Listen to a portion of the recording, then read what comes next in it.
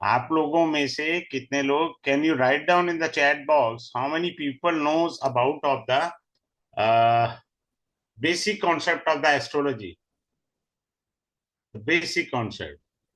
Very good. Acharya Nath Bhatia ji, बहुत अच्छी बात है। अह, अब मैं स्टार्ट कर देता हूँ, क्योंकि आप लोग बहुत अच्छे, मतलब बेसिक तो आपके पास बहुत अच्छा है। देखिए, भृगुनंदी नाड़ी के अंदर क्या होता है, सिंपल सा है। चंद्रमा भृगुनंदी की आत्मा है। कुंडली का राजयोग चंद्रमा देगा, कुंडली का बैंड चंद्रमा बजाएगा, ये सदैव याद रखना। भृगुनंदी नाड़ी, भृगुनंदी नाड़ी में काफी टीचर्स पढ़ा रहे हैं, बहुत अच्छी बात है। लेकिन क्या है, आप बुक्स भी पढ़ेंगे, उसमें भी कुछ सूत्रास को हिडन किया जाता है। उसी को मैं रिवील करना चाहूंगा क्लास के अंदर। अब जैसे फॉर एग्जांपल मैं आपको बताता हूं, अगर आपको ग्रहों के कारक तत्व अच्छे से पता है, तो आप फिंगर से प्रोडिक्शंस कर सकते हैं, यानी आप नींद में भी प्रोडिक्शंस कर सकते हैं। बहुत इजी है, सबसे इजी वे ऑफ प्रोडिक्शन भृगुनंदी नाड़ी है। सिंपल सा है। ग्रहों से सब लोग भृगुनंदी नाड़ी करते हैं, लेकिन मैं इसका दो डिवीजन कर देता हूं, materialistic and non materialistic, living thing and non living thing. ये होना चाहिए, क्योंकि ये जब तक डिवीजन नहीं होगा, अगर हमें मटेरियलिस्टिक लाइफ के लिए करना है तो मीनिंग अलग आ जाएगा। मैं अभी आपको बहुत अच्छे से सिखाऊंगा। I would like to make an humble request, you open your own chart. I request you, you open your own chart with yourself, either in your mobile, or if you are having a hard copy with you, then open it. तो आपको मैं बड़े अच्छे से बताऊंगा। अब बहुत सारे लोग क्या कह देते हैं कि भृगुनंदी नाड़ी में शनि और बुध की युति जो है वो बहुत अच्छा धनी हो गए, शनि शुक्र की युति बहुत अच्छा धनी हो गए। लेकिन ये 100% एक्यूरेट नहीं है। होता क्या है, हमेशा याद रखें, कुंडली में जो राशि होती है, that is your land. Either you are studying Vedic astrology और भृगुनंदी नाड़ी। राशि जो होती है, डेट इज योर लैंड, वो जमीन है आपकी। उस जमीन में ग्रह जो बैठा है वो एक प्लांट है, एक पौधा है, और वो आपको फल देगा। अब मैंने आपसे कहा कि जी किसी का शनि और बुध है, बहुत अच्छा व्यापारी बनेगा, पर ये युति यदि पाइसिस साइन में है, तो वहां तो बुध नीच का हो गया ना, वो कैसे बन जाएगा। तो राशि आधार है। ये गलतियां नहीं करनी है एस्ट्रोलॉजी में, चाहे आप वैदिक एस्ट्रोलॉजी में ले जाओ। मैं जब पढ़ाता हूं तो ये नहीं होता कि मैं चार चीजों को मिक्स कर देता हूं। अगर मैं रिवील करूंगा तो आपको पता लगेगा, अदरवाइज आप जज नहीं कर पाएंगे, आप सोचेंगे भृगुनंदी नाड़ी भी पढ़ रहे हैं, पर मैं बीच में वैदिक पढ़ा देता हूं। तो वैदिक में भृगुनंदी नाड़ी होती है, तो कोई जज नहीं कर सकता।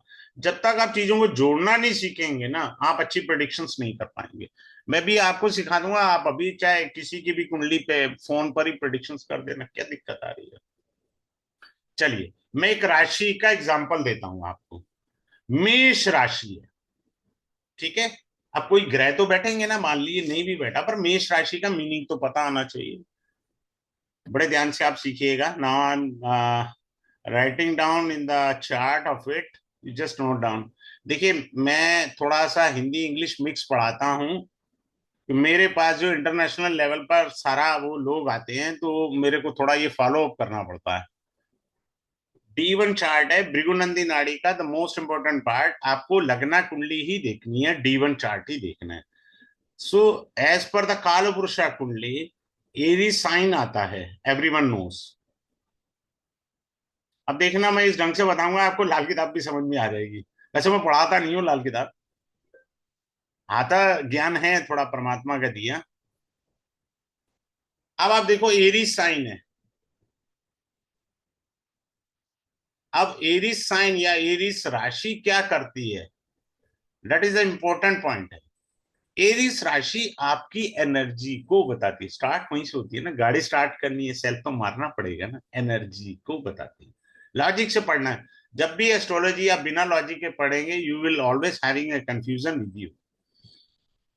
ये चूंकि इसका लॉर्ड कौन है, मंगल, तो ये प्रॉपर्टी को भी रिप्रेजेंट करेगी, ये राशि। क्लियर? हेड को बताती है। हेड को क्यों बताती है? मस्तिष्क है ना हमारे, लगन। दिस इज योर हेड, मस्तिष्क, लगन। चलो मैं एक आपको सूत्र देता हूं गिफ्ट में। अभी आप में से किसी का हो, anyone who is born in Aries ascendant, अगर वो एक्सरसाइज नहीं करेगा तो उसकी स्कॉर्पियो साइन एक्टिवेट हो जाएगा, तो उसको हेल्थ इश्यू आएंगे। सिंपल सा है। Any person who is born in Aries ascendant should have to do the some exercises. कोई भी एक्सरसाइज कर यार, योगा कर, जिम जा, कुछ भी जा, अगर नहीं जाएगा तो ये स्कॉर्पियो साइन एक्टिवेट हो जाएगा। तो इसीलिए इसको एनर्जी का साइन कहते हैं। अब इसके स्वामी महाराज मंगल हैं, मार्स हैं। The person is very aggressive, this sign represent aggressive, short temper. राशि के मीनिंग पता होने चाहिए, क्योंकि इसमें बैठा ग्रह, मान लो चाहे आप इसमें जुपिटर बिठा दो, अपनी क्या दिक्कत है? कीटाणु आएंगे, क्योंकि राशि अपने तत्व देगी ही देगी। ऐसे कैसे हो सकता है कि नहीं देगी राशि अपने एलिमेंट्स? सो दिस राशि कम्स इन द लग्ना means what? I, me, and myself. It represents your body, your identity before the society. I mean myself है ना, तो आपके बारे में समाज कैसे। सबसे इंपॉर्टेंट पॉइंट देखिए, I mean my self, body भी हो गया, ये हमारा हो गया लिविंग आइटम, और कैरियर हो गया नॉन लिविंग आइटम। तो lagna sign also represent your career बाबा। हर बार लोग क्या करते हैं, they are seeing only the 10th bhava, दशम भाव जी, मेरा कैरियर देख लो 10th, पर लगन भी है यार, लगन भी कैरियर है। आप इंग्लिश में बोलते हैं ना, what is your name, what you do, तब आप क्या बोलते हो? जी मैं ये काम करता हूँ। So lagna is your career too also. If you have a malefic affliction in the Lagna as well as in the 10th Bhava, then you have a lot of fluctuation in your career. तो आपके career में बड़े उतार चढ़ाव आएंगे, तो ये सब होगा। बात क्लियर? सिंपल सा बात है, इसमें कोई ऐसी बात नहीं है। क्योंकि ये मंगल का साइन है, इट आल्सो गिव्स यू ना एक्सीडेंट। क्योंकि ये मूवेबल साइन है, तो ये फास्ट वाली बात करेगा, fast, fast movement,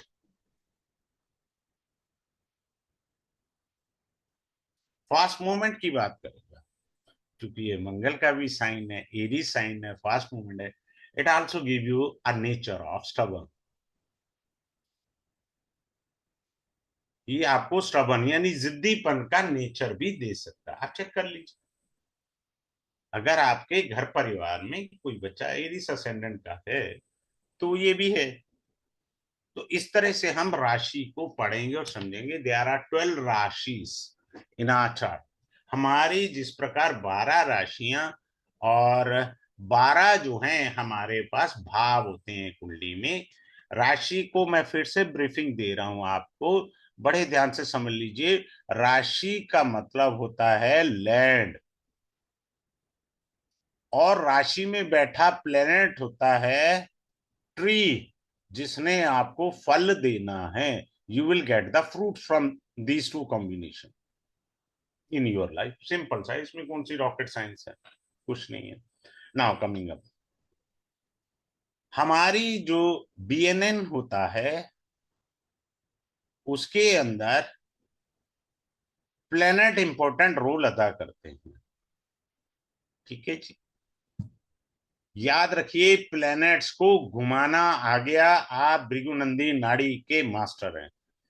for example, हम लोग मून को ले लेते हैं पहले, सन की बजाय।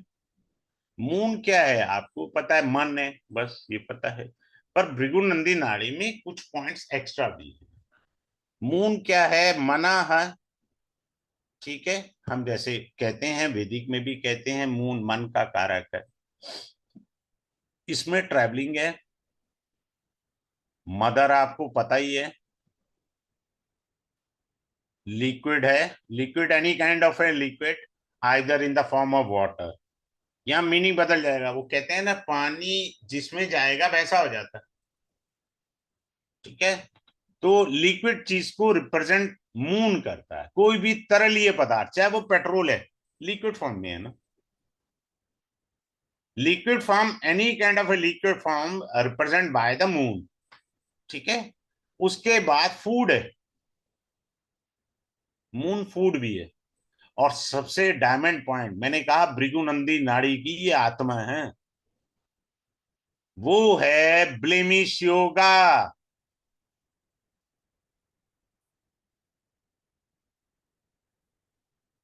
इट गिव्स यू ना ब्लेमिश योगा। ये सबसे डायमंड पॉइंट है भृगुनंदी नाड़ी का। क्यों ब्लेमिश योगा? अब आप कहोगे, देखो आप वैदिक के अंदर मैं दोनों को रिलेट करके बताता हूँ। जब तक आपको रिलेशन करना नहीं आएगा, you will always have an confusion. Let's say someone is born in the Jupiter and moon constellation. Here in the Bhrigunandi Nadi, Jupiter is the जीव कारका, जिसको केंद्र बनाया जाता है जीव कारक। इसको लगन, जहां भी आपका जुपिटर होता है उसको लगन में रख करके आप कुंडली की प्रिडिक्शन करते हो।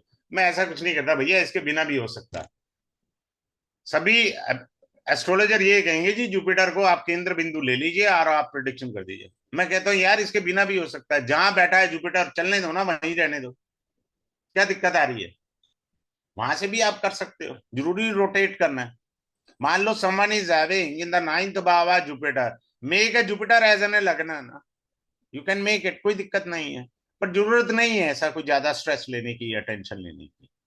मीनिंग बदल जाएंगे। कैसे मीनिंग बदल जाएंगे? Now I teach you. मैं पहले ये बता देता हूं मीनिंग कैसे बदल जाएंगे। I teach you. अब जुपिटर एंड मून है, this is a blemish yoga. भगवान श्री रामचंद्र जी की कुंडली में गज केसरी योग था। हाथी घोड़ा पाल की, जय कन्हैया लाल की। You know about Jupiter and moon are the Gaja Kesari yoga. Jupiter is the jiva karaka, moon is the blemish yoga. तो ब्लेम तो लगा था उन पे। सीता जी तो रावण के घर रह के आई थी, धोबी ने बोला था। जिनका भी जुपिटर मून है, उनको जीवन में कोई ना कोई दोषारोपण लगेगा, ये निश्चित मान लीजिए। ऐसा हो ही नहीं सकता उन पर दोषारोपण ना लगे।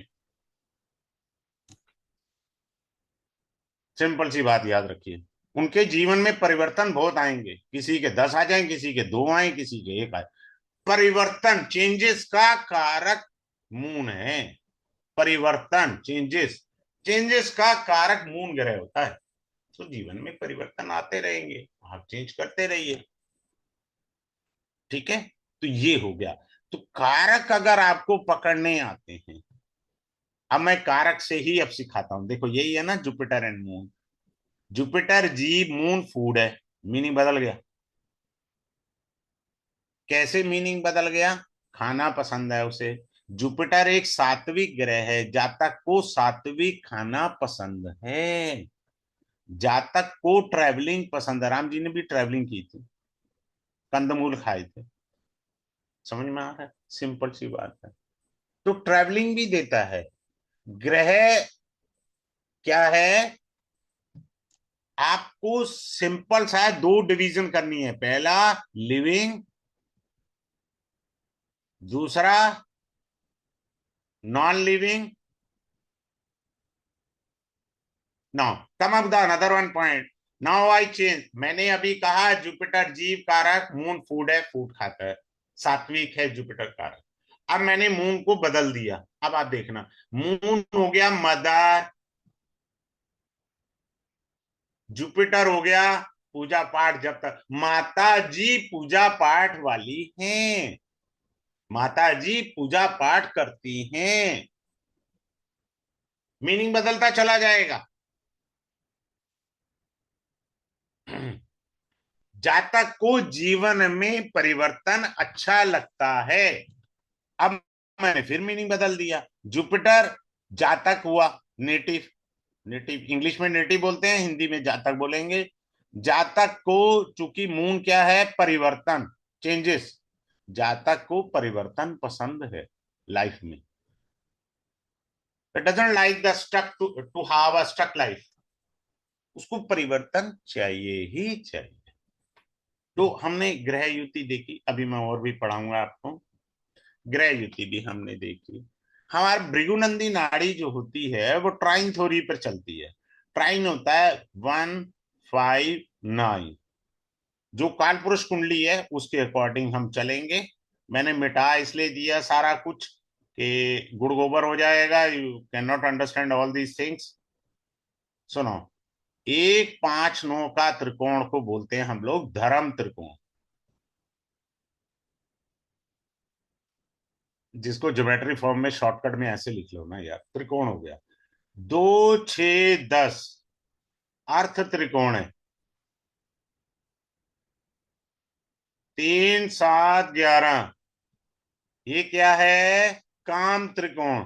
काम का अर्थ सेक्स भी है, यहाँ पर काम का अर्थ डिजायर्स का भी है।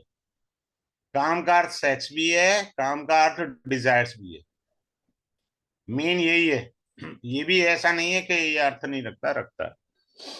4, 8, 12 मोक्ष त्रिकोण, मोक्ष त्रिकोण है।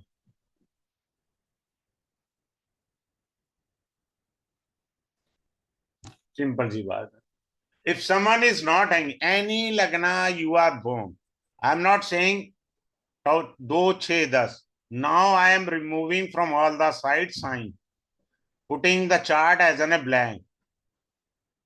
If you are born in any lagna, whatever the lagna you are having, let assume you are born in Gemini ascendant.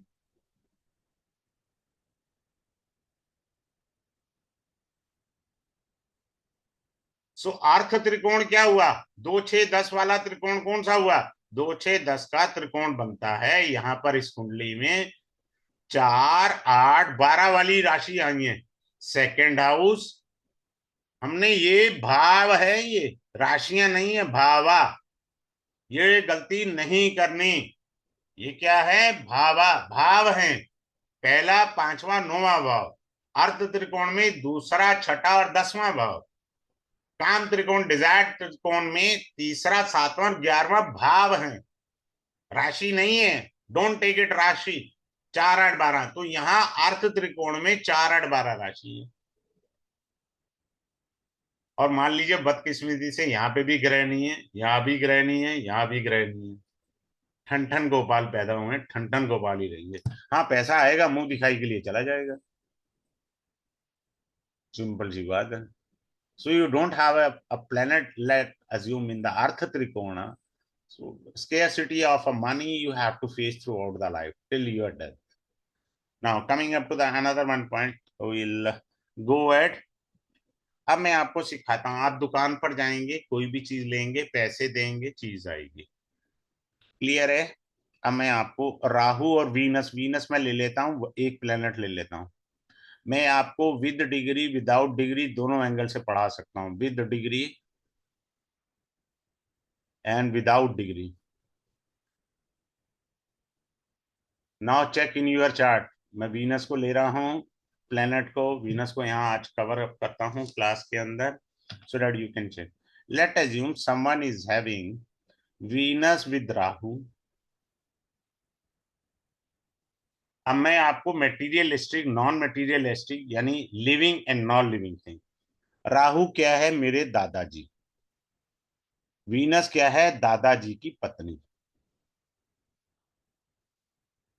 ये हो गया लिविंग। अब नॉन लिविंग में कह देता हूं। अब आ जाए, ये तो जी दादाजी का होगा। सर मेरे बारे में बताओ। आजकल तो सीधी सी बात है भैया, घोर कलयुग, आई मी माई सेल्फ है। ये पत्नी हो गई। राहु डिजायर है, पत्नी डिमांडिंग मिलेगी आपको। मैं बिना डिग्री के एक्सप्लेन कर रहा हूं, अभी डिग्री से मीनिंग बदल दूंगा, पहले बिना डिग्री के समझ लीजिए। डिजायर है, पत्नी क्या है? डिजायर। ठीक है, पत्नी को बहुत सारी डिजायर है। वीनस क्या है? Female. Let assume someone is having in the male chart Venus and Rahu. Rahu means intercaste marriage.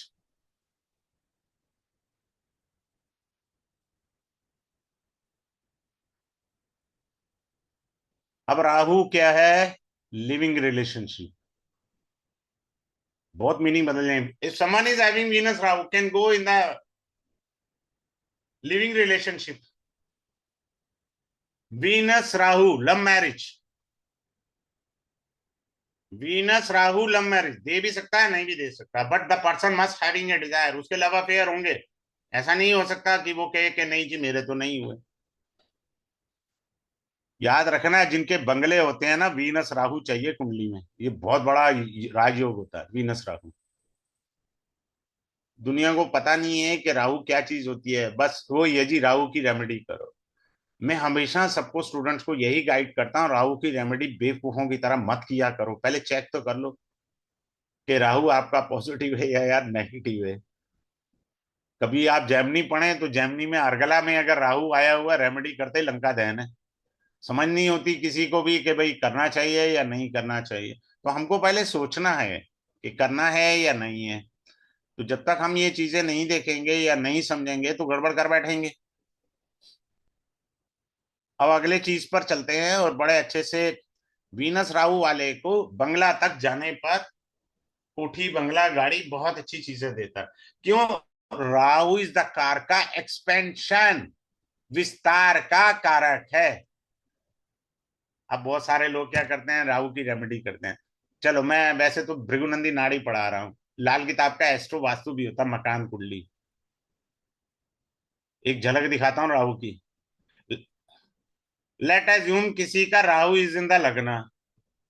लगन क्या होता है? यूर उदय। लगन उदय हुआ। शुद्ध उदय का मतलब है ईस्ट, सूर्य ईस्ट से ही उदय होता है। 110% आपका ईस्ट डायरेक्शन का या तो रूम या आपका ड्राइंग रूम सबसे बड़ा होगा। बात खत्म, वो एक्सपेंशन का कारक है। उठाया और रेमेडी कर दी। यार, हर चीज को पहले अंडरस्टैंड करना चाहिए। एस्ट्रोलॉजी एक बहुत बड़ा समुद्र है। मैं 27 साल बाद भी आज भी अपने आप को ये कहता हूँ, I am a student still learning something. मैं कभी ये नहीं कहता मुझे आता है। वही मेरा डेड एंड है। मेरा डाउनफॉल है जिस दिन मैंने ये कहा मुझे आता। मैं तो अब भी कहता हूँ मैं सीखता हूँ भाई आपकी की तरह। तो राहु को ऐसे समझना है, राहु का बड़ा मीनिंग है। समझ में आया? कितने सारे मीनिंग बता दिए। दादा की पत्नी, पत्नी डिमांडिंग हुई, फीमेल जो है, जो भी आपको मिलेगी शादी के बाद, इंटरकास्ट। मेरे पर कई कंसल्टेंसी कुंडली आती हैं। वीनस राहु वाला अगर इंटरकास्ट मैरिज नहीं करेगा, शादी नहीं चलने देगा राहु। किसने कहा चला देगा राहु शादी? नहीं चलाएगा, वो चलने नहीं देगा। ये लिविंग रिलेशनशिप है। आपको बंगला गाड़ी घोड़ा बहुत कुछ देगा, पर राशि से देगा ना। Late assume you have in the कन्या वर्गो साइन वीनस एंड राहु, धनिया देगा, आप कुछ नहीं देगा। कारण वीनस यहां पर नीच का हो गया। अब देखो, भृगु नंदी नाणी में बहुत सारे टीचर कहते हैं साहब हम राशि कंसिडर नहीं करते। ऐसे कैसे हो जाएगा भैया? कंसिडर क्यों नहीं करेंगे? जमीन है वो तो। उसके बिना आप प्रिडिक्शन करके, ब्लंडर है वो, मिस्टेक नहीं है। You can not restore. Mistake और ब्लंडर वर्ड में क्या डिफरेंस है? Mistake can be restore, but blunder means you can't restore your mistake. Simple way, try to understand it. So this is a very simple thing. Now I am going to teach you with the degree. Venus Rahu. Venus 21 degree, Rahu is on 18 degree. अब आप छाती छोड़ी कह के कह सकते हैं मेरे बाप दादा जागीर छोड़ गए थे। दादा, वीनस भृगुनंदी नाड़ी में पैसा है। मीनिंग बदल गए। मेरे दादा पैसा छोड़ गए थे। जो ग्रह डिग्री में आगे होगा वही तो चीज दे के जाएगा ना। वो दे गए आपको। Late assume someone is having Jupiter से नेक्स्ट हाउस में आपके वीनस है। जुपिटर संतान है, वीनस पैसा है। तो जिस दिन आपके यहाँ संतान पैदा हुई आपके पास पैसा आ गया, because it is in the next house. देखो, दिस इज योर लग्ना, लग्ना from the next house, this is अ धन भावा। ये धन भाव होता है ना, सेकेंड हाउस। तो हर ग्रह से दूसरा भाव धन भाव हुआ, उसी प्रकार हर भाव से सेकेंड हाउस धन भाव हो गया। सिंपल सी कॉन्सेप्ट है। तो दादा ने पैसा छोड़ा। अब मैं इसको वाइस वर्सा कर देता हूं, मीनिंग बदल देता हूं। Venus on 18 degree, Rahu is on 21 degree. दादा ढीला नहीं छोड़ के गए आपके लिए। दादा कुछ नहीं छोड़ के गए। सिंपल सी बात है। अच्छा, वीनस राहु हो गया, वीनस वाइफ हो गया। राहु 821 डिग्री है, बुरा नहीं मानना भाई, हाथ पहले जोड़ रहा हूँ, मेरा थोड़ा ना बोलने का अंदाज ही ऐसा है, मैं ठहरा रंता जोगी बहता पानी। मैन्युफैक्चरिंग फॉल्ट वाली वाइफ मिलेगी। राहु बीमारी को रिप्रेजेंट करता है, विवाह से अगर कोई स्त्री है, उसकी भी कुंडली में है, तो शादी से पहले भी वो बीमार थी, शादी के बाद भी बीमार रही, और ये मेल के चार्ट में है, तो उसको ये कंफर्म होना चाहिए कि राहु 21 डिग्री पर है, वीनस से ज्यादा डिग्री में, तो वाइफ की हेल्थ खराब होगी। अब एक और, कोई बुरा नहीं माने, वैसे मैं बहुत सारी चीजें रिवील कर देता हूँ। जितना ये पैसे के पीछे भागेगा, जितना ज्यादा पैसा आएगा, अब डिग्री चाहे कोई भी हो, मान लो वीनस की डिग्री 21 है और राहु की डिग्री 18 है, भाई साहब आप जितना ज्यादा पैसा कमाएंगे दोनों सूत्रास में, वाइफ का बीमार होना तय है, कंफर्म है। जितना ज्यादा पैसा आएगा तो राहु भी तो एक्टिवेट हुआ ना, तो राहु नॉन मटेरियलिस्टिक में या मटेरियलिस्टिक में क्या करेगा? नॉन मटेरियलिस्टिक में धन दे दिया, और लिविंग में प्रॉब्लम दे दी, वाइफ को हेल्थ इश्यू भी दे दिया, मीनिंग बदल गई। क्लियर? चलिए आगे चलते हैं, आगे सीखते हैं। Let assume sun and Venus, sun and Venus. Sun क्या है? पिता, पिता की पत्नी, मीनिंग बदल गया। भृगुनंदी नाड़ी में सन पिता भी है, पुत्र भी है, दोनों चीजें, पिता भी है और पुत्र भी है। ठीक है, अब आपको मीनिंग बदल देता हूं। वीनस वाइफ, सन ईगो, वाइफ में ईगो है, ये बिना डिग्री के, और डिग्री से कैसे पता लगेगा? सन जो है 18 डिग्री का, वीनस 21 डिग्री का है। कारण, वीनस ने सन की डिग्री को पार किया, उसके गुण आए वाइफ में, सन के गुण आए, ऐसे लेना है अपने को, क्योंकि डिग्री को पार करके आया ना वीनस। समझ रहे हैं आप? अगर मेल के चार्ट में वाइफ एक पॉश कॉलोनी से आई है, सन है, सन पॉश है, बहुत सारे मीनिंग होते हैं प्लैनेट्स के, हमको वो सब समझ रहे हैं। जब तक नहीं समझेंगे तब तक हम सदैव कंफ्यूज रहेंगे। समझ रहे हैं आप? सिंपल सा, अगर आप लाल किताब में जाएंगे, this is a curse you are carrying from the past life, वो अलग मीनिंग है रेड बुक का, मेरे मुंह से निकल जाता है क्योंकि कई सारी एस्ट्रोलॉजी का कॉम्बिनेशन खोपड़ी में चलता है, तो मैं बोल देता हूँ। It is a gift for you, if someone is having sun and Venus, he is carrying the curse from the past life with a married lady, किसी विवाहित स्त्री का श्राप लेकर आए हुए हैं आप। दैट इज समथिंग एल्स, वो भृगुनंदी नाड़ी का हिस्सा नहीं है, वो लाल किताब है, that is something else. But मेरे दिमाग में बहुत कुछ आता है, तो मैं बोल देता हूँ। Now coming up, Mars and Venus.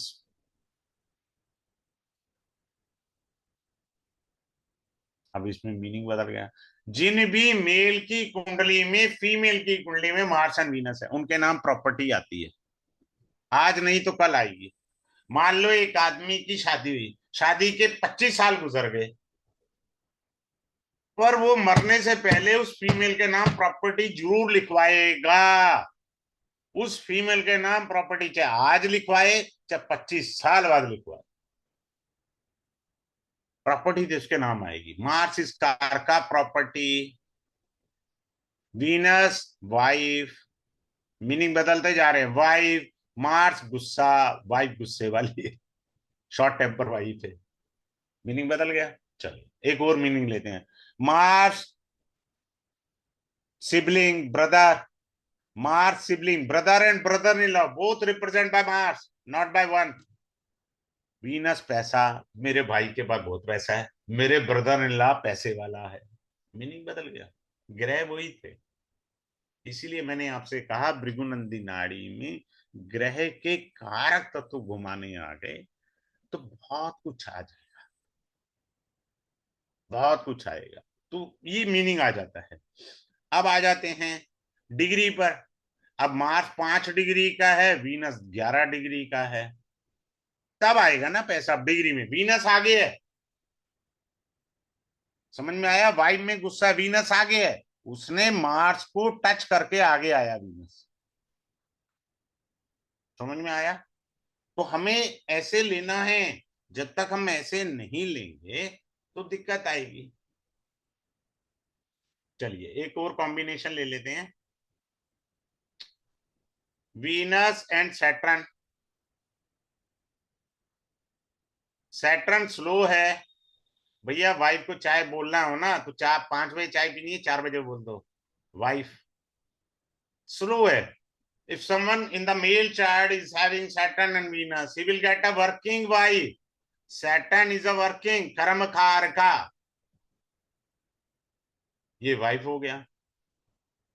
जब तक ग्रह, मैं आप सभी ग्रहों के कारक तत्व तो नहीं, I have to reveal in the class में कारक तत्व तो क्या है। कारक तत्व तो बड़े इंपॉर्टेंट है। जब तक आपको कारक तत्व तो अच्छे से नहीं पकड़ पाएंगे तो आप प्रोडिक्शंस में गलतियां करते हैं। This is one of the best, of the best biggest raj yoga in the Bhrigunandi Nadi, Saturn Venus, पैसे वाली पार्टी। आप जो भी कर्म करेंगे उसमें पैसा है, क्योंकि वीनस है। आप कोई कहे जी सर मेरे पास तो पैसा नहीं है जहर खाने को, उसका कारण ये है, वर्गो साइन में सैटर्न एंड वीनस है, यहां वीनस आके नीच का हो गया, मीनिंग बदल गया।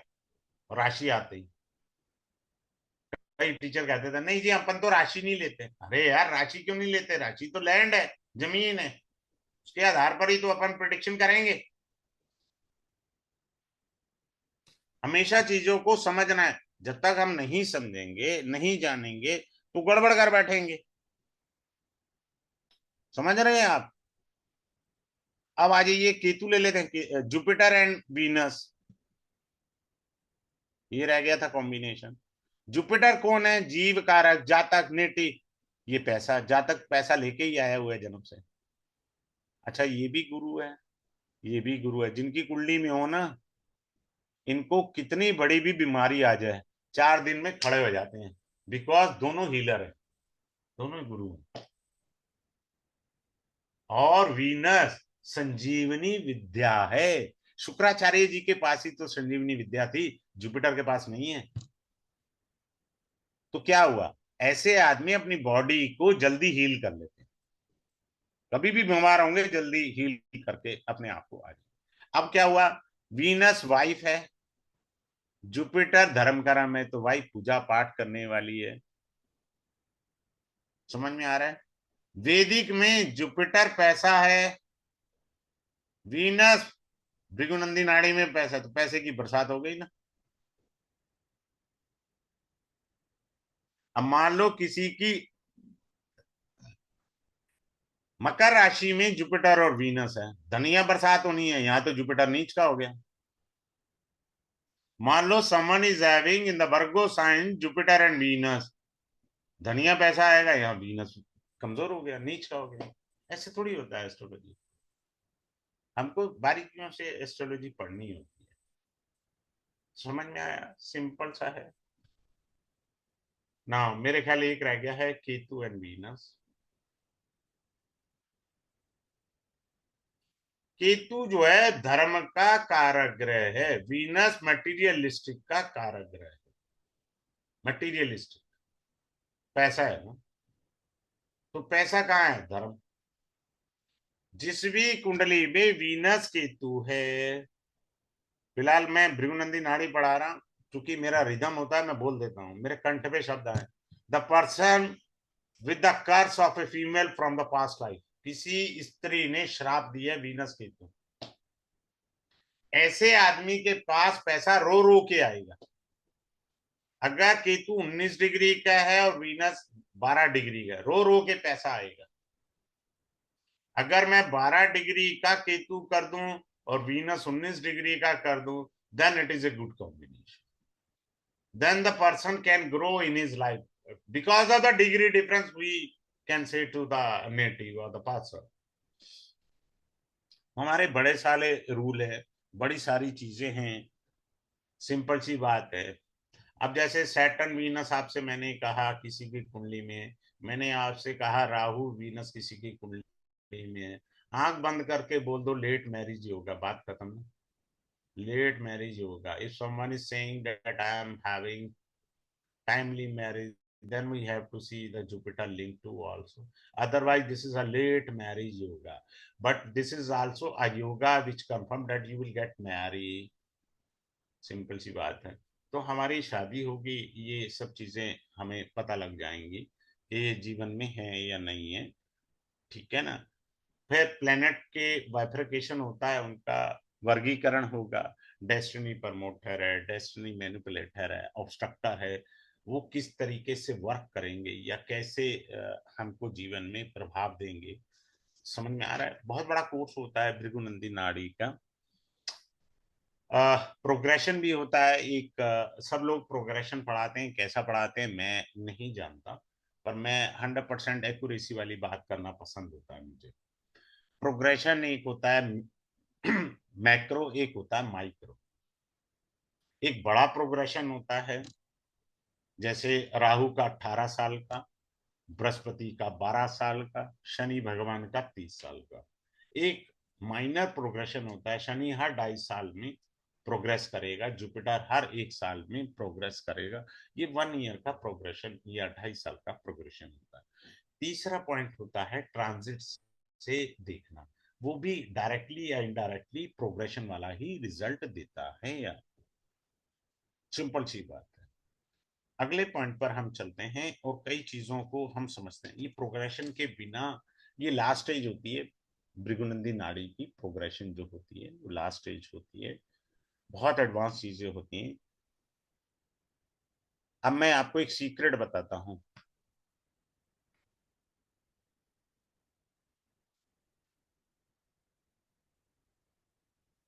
राशि परिवर्तन योग भी बता देता हूं। Let assume someone is born in Aries ascendant. Here someone is having Jupiter and uh, Ketu. Here the person having Sun, Moon and Venus. अब ये भी धर्म का ग्रह है, ये भी धर्म का। जातक ने पंचम भाव में मंत्र जाप बहुत किया, पूजा पाठ की, भगवान की बहुत भक्ति की। सन, वीनस एंड मून। जुपिटर अपने घर चला गया, सन अपने घर आ गया, सारी जिंदगी पूजा पाठ करी, उसके बाद जुपिटर यहाँ आ गया, जातक स्त्रियों के चक्करों में पड़ गया। आपने देखा होगा ना, बहुत सारे साधु स्त्रियों के चक्कर में पड़ के बदनाम हो जाते हैं, तो उनकी कुंडली में राशि परिवर्तन होता है। समझ में आया। कोई भी गुरु अगर स्त्री के का, पहले जमाने में कहावत थी ना, कुत्ते को खांसी और संत को दासी नहीं होना चाहिए। तो अगर जुपिटर, वीनस, मून है, तो स्त्री के चक्कर में ब्लेम है। Let assume someone is having, कोई परिवर्तन योग नहीं है, you are not having a parivartan yog in your chart. Let assume anywhere in your chart Jupiter, moon and Venus you are having, स्त्री के कारण आपको कलंक झेलना पड़ेगा, ये निश्चित है। आप लिखवा के लाए हैं, इवेंट तो होकर रहेगा। और मैं सबको एक बात कहता हूँ, बिना सिर पैर की रेमेडी किया मत करो। जितना रील पर, इंस्टाग्राम और यूट्यूब रेमेडी पर जाते हैं, मेरे क्लाइंट भी है, डॉक्टर भी है पूना के अंदर, उनको किसी टीचर ने क्लास में पढ़ाते हुए राहु की रेमेडी दे दी। राहु उनका योग कारक था 10th हाउस में। मैंने कहा ये क्या करा आपने, उस दिन से उनका कारोबार ही बंद हो गया। ऐसे नहीं होता। हमेशा पहले प्लेनेट को समझें। हमेशा ग्रह को समझने का मतलब होता है टू अंडरस्टैंड द थर्मामीटर। अगर आपको थर्मामीटर पे बुखार देखना आया तो दवाई देनी आ जाएगी। आप जो बुखार देखने नहीं आता, दवाई उल्टी सीधी देगा किसी को, क्योंकि आपको डिफरेंस पता होना चाहिए। The person having only fever और the viral fever. Viral fever में तो एंटीबायोटिक आएगी, तो कंपल्सरी। और फीवर में तो क्रोसिन वगैरह से फीवर उतर जाए। तो डिफरेंस करना भी तो आना चाहिए ना आपको। जब आता नहीं है तो गड़बड़ करोगे आप। चलिए अब आगे चलते हैं। लेट एज्यूम लगन पंचम और नवम भाव में कोई ग्रह नहीं है, नो प्लेनेट। मान लीजिए आपके दूसरे, छठे या 10वें भाव में कोई ग्रह नहीं है। मान लो तीसरे, 7वें और 11वें भाव में कोई ग्रह नहीं है।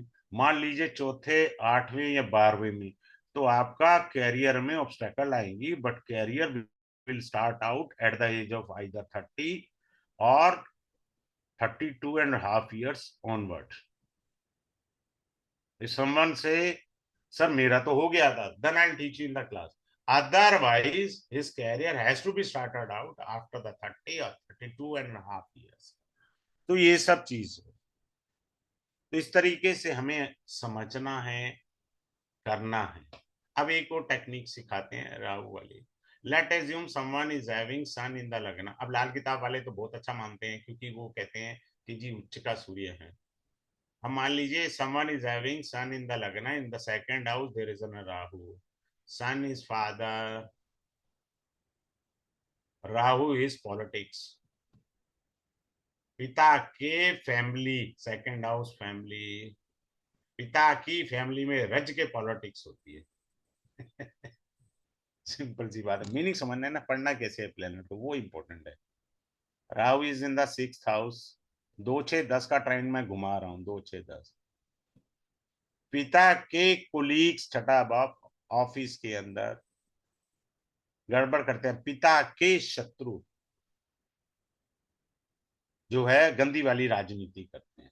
छठा अगर लैब है, रोग है ना, तो पिता को टेस्ट वगैरह कराते ही रहना पड़ेगा अपना जो भी है. Let assume Rahu is in the 10th house. पिता की पीठ पीछे निंदा, कैरियर है ना 10th हाउस. छठा घर आपका ऑफिस भी है, तो ऑफिस के कुलीग भी निंदा करते होंगे. So there are so many difference. ठीक है ना. श्रेया आप पूछ सकते हैं. हाँ जी सर। अब मैं सबको बता दिया है कि जैसे वेबिनार में भृगुनंदी नारी के बारे में, तो अब इसके ही हम कोर्स डिटेल्स के बारे में मैं आपको कुछ इन्फॉर्मेशन प्रोवाइड की करूंगी. सबको मेरी स्क्रीन विजिबल है? प्लीज चैट बॉक्स में बता दीजिए. सर स्क्रीन विजिबल है? हाँ विजिबल है. आप मेरे से पूछ सकते हैं श्रेया बेटा. हाँ जी, हाँ जी. अभी हमारा जो बीएनए का कोर्स है भृगुनंदी नाड़ी, वो अप्रैल के फर्स्ट वीक में स्टार्ट किया जाएगा. एंड ये कोर्स 15,000 का था, बट हमने स्पेशल ऑफर पे 12,000 का इसको लॉन्च किया है, जिससे आप इसे समझ पाए अच्छे से. और इसमें टोटल 15 क्लासेस दी जाएंगी. मंडे टू फ्राइडे क्लास रहेगी, 5 days अ वीक. वही 1 से 1.5 घंटे की क्लासेस रहेंगी. और इस नंबर पे 8535063911 पे आप जीपे, पेटीएम, फोन पे